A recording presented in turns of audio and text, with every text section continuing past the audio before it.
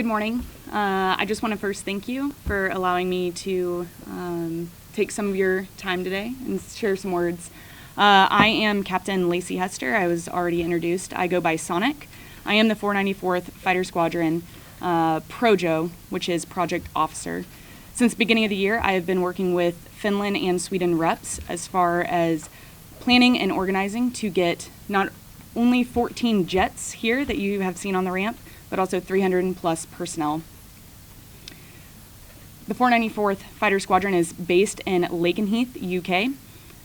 We consist of roughly 700 men and women.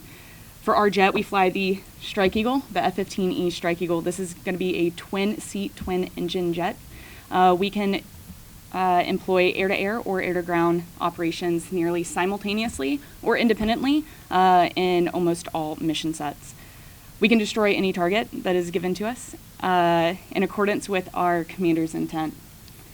We're extremely excited to be here in Finland. I can't express that enough. And being able to participate in the Nordic cross-border training, which is focusing in air operations, as well as being able to solve the scenarios that have been developed. They're fairly complex with the help of a large force integration.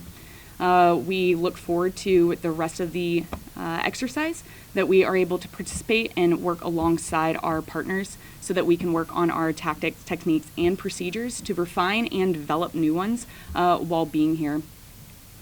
The exercise itself for Arctic Challenge is actually a capstone, if you will, for our current training cycle that is happening. So I mentioned that we have 70 plus air crew members. Out of those, we have roughly 50 here, and that's ranging from anywhere from the youngest inexperienced pilot all the way up to an instructor. We're going to be able to use this and have training that honestly I don't think we can get anywhere else, and we are extremely grateful and appreciative that we were invited and included in this Arctic Challenge in 2023. With that, I'm going to open it to any questions around the room. What kind of experience have the youngest pilots? The youngest pilots that we have here? The youngest pilots, most of them have gone on a traditional training timeline, if you will, going to either UPT, which is undergrad pilot training, or UCT, which is undergrad CISO training, which is Combat Systems Officer. We love to have acronyms inside of an acronym. But that is about a year of training, in which case, after a competitive time there, they drop their airframe, meaning they are assigned airframe, which would be the Strike Eagle. They then go to North Carolina, Seymour Johnson Air Force Base, in which that is another roughly year of training. After that, they get their first operational squadron, which is what we are as a 494th. They come to us, we take them under their wing, or our wing, and it is about a 3 to 4 month training, in which case they are then operational and combat ready. So some of our youngest pilots and WISOs, weapon systems officers, are at that experience. You then have some people that have been serving close to 20 years also alongside them. How many opportunities like this do you have in your calendar? This is one of the largest exercises that we are scheduled to be a part of this year. This is, like I mentioned, a capstone exercise for us, and this is actually prepping us as a squadron to be combat ready. This is a requirement from the Air Force, and something that we are just excited and very happy to be here to be a part of. What's been the most rewarding so far? Flying. Flying. I don't think I can describe how amazing it is that from the very beginning mission planning in the facilities that have been set up so graciously, we are able to work alongside in person with the Finns as well as the Swedes, but then in addition to that, using technology to contact all the other bases that are included in all the platforms. So we get to mission plan together.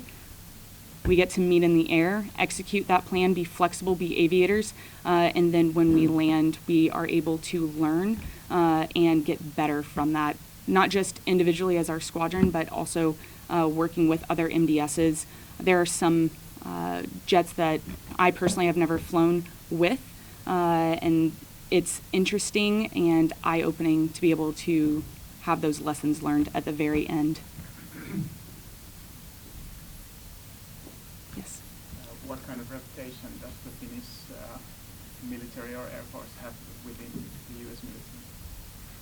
I think a very good reputation. So the fact that you, and you as in Finland, just signed into NATO, I think is already showing how high of a view that not just us but all other NATO players have of you. Yes.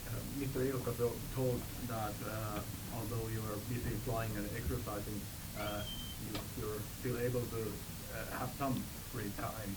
During this week, have you seen Finland or Tampere outside this base?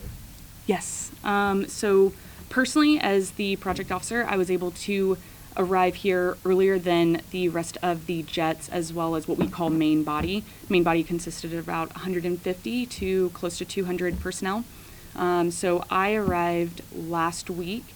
I was able to go to some hockey games, and I also had some opportunity to explore around the city. Food is amazing. Just the culture, I think, is very welcoming and opening.